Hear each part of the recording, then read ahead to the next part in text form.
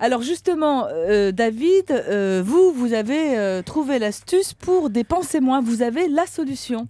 J'ai une solution qui vaut ce qu'elle vaut. C'est un régime assez spécifique qui n'est pas très digeste.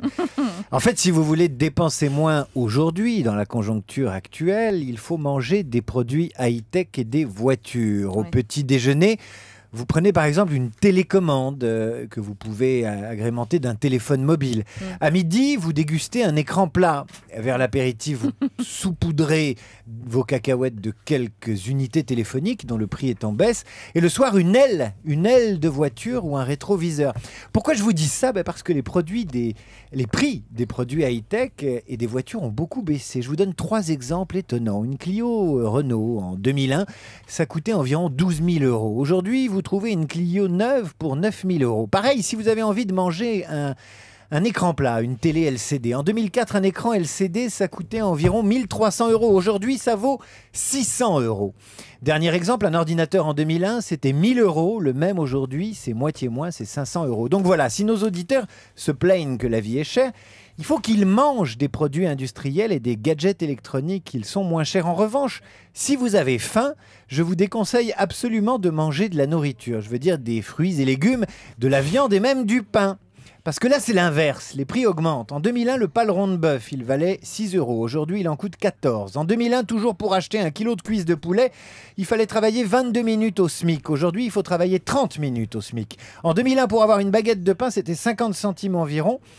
Aujourd'hui, c'est 80 centimes. Allez, un dernier exemple. Le kilo de farine, il a augmenté de 50% en 10 ans.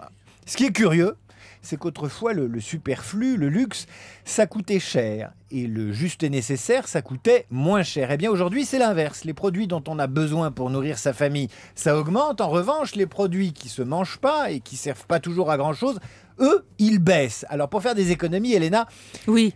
Humblement, j'ai pas de solution. Oh. Et il ne faut pas... C'est quoi ce lancement que vous m'avez fait dire tout à l'heure, que vous aviez écrit sur mes papiers? Ma solution, c'est de manger des produits high-tech. Faut pas compter sur moi pour expliquer à un smicard comment il peut louer moins cher, comment il peut rouler moins cher et comment il peut manger moins cher. Parce que le véritable expert en économie aujourd'hui, c'est le smicard et c'est pas moi. Merci, David. Je veux pas vous plomber l'ambiance. Non, mais juste. Moi, j'aimais mieux le pot-au-feu quand même. Hein. J'aimais mieux le début sur le pot-au-feu. Non, mais j'ai des recettes qui coûtent pas cher. Le gratin de pâtes, c'est merveilleux. Ah bah oui. Enfin bon. Voilà. Attends, le pot-au-feu reconverti le lendemain en bœuf mironton, c'est quand même génial. Évidemment, ou en hachis parmentier. Je suis entièrement d'accord. Mais il y a un problème aujourd'hui, c'est que le superflu baisse, les écrans, les gadgets, ça baisse. Alors que la nécessité. Et que la bouffe et les produits de première nécessité, même si ça correspond à une acception très précise, ils augmentent. Et donc, voilà, moi, j'ai pas de solution. Je sais pas quoi faire. Et je vais pas parler du loyer et du prix de l'essence, bien entendu. Je sais pas ce qu'il a, David, aujourd'hui. Non, il est remonté. Il a l'air chonchon. C'est vraiment un chonchon. Pragmatique. Voilà.